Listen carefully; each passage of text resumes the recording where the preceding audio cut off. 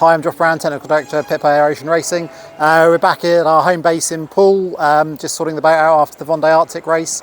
We have the Round Britain and Ireland race at the start of August, so we're just sorting the boat out for that. Over the next couple of weeks, we'll be sorting out the ballast tank repair, which broke during the race, and a couple of electronics gremlins that crept in during the last race, and just sort all that out. So today we're going to answer some questions that have come in from social media, and I will do my best to answer them. The next race is the Rourke Round Britain and Ireland, which starts from Cowes on the 7th of August, goes around the British Isles. Did the boat perform how you expected in the last race? Yeah, we were really happy with the boat in the last race. Obviously started off in more benign conditions, and that went really well for us, and then towards the end the boat stood up really well. Obviously it was very testing conditions, but Pip took a load of places back, and she'd probably have carried on doing that, I think. So no, we're really happy with the last race from that point of view. Are you making any more upgrades between the races? So between the Vendée Arctic and this one, no, not really. We did loads, did a lot in the refit before the sailing season, and then actually in between the last two races we did loads, and when we were out in Cascais. So we've had a bit of a pause on that. We've done what we wanted to do, and now it's just about improving reliability and making all that stuff that we have done work. How much water ballast does the boat carry? So the boat's got 4 tanks, 2 each side, 2 in the middle of the boat and then 2 at the back. The forward ones I think are about a tonne, and the aft ones are just over 500 kilos. Next question is, were there any technical surprises in the last race? There were a few little gremlins, like I said, from the electronics point of view, which were kind of our familiarity with the new systems actually, more than proper technical gremlins. And the biggest issue we had probably was that ballast tank, which we wouldn't necessarily expect in normal sailing, but it was just one of those things that Pip got caught out, and we did something that we wouldn't normally do, and that broke something. Next question is, what have you changed to suit Pip's style and size? So basically nothing. I kind of feel, I think the good thing about this sport really is that you don't really treat the sexes any differently. And there's not much, it's just it's hard physically for anyone on these boats, and there's not much you can do to make it any easier. It's just brutal, and that's how it is. We've got the same winches, same gear ratios, everything is geometrically the same as it always has been on this boat. And I think Pip probably does as much as the bigger guys would do on the boat. There's a set amount of work really, it has to be done. Pip's the only person on the boat to do it. She gets on and does it. How can I join and learn from you guys? We have done some recruiting. We're not looking for anyone at the moment, but keep an eye on social media, and we normally advertise our jobs on there.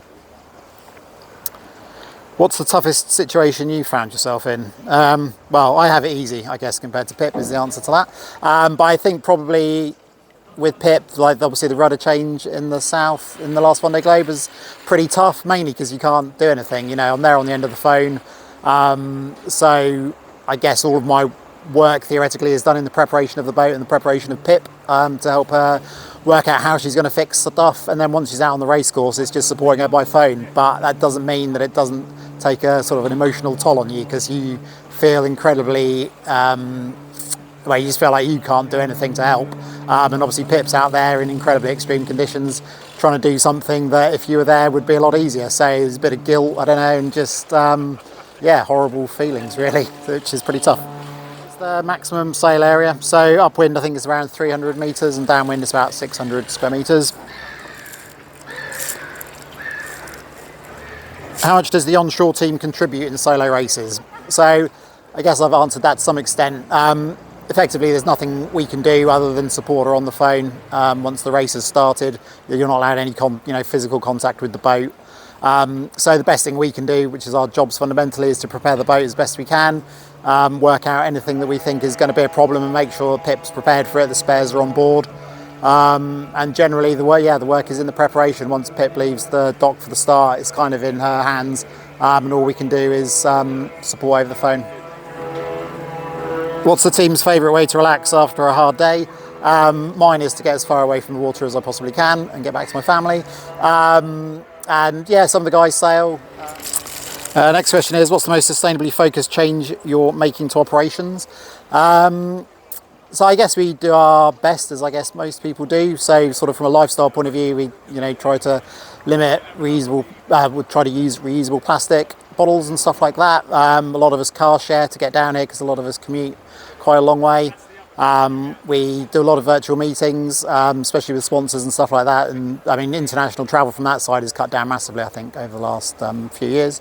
From the boat's point of view, the boat was built in 2015. This is its third Vendée Globe.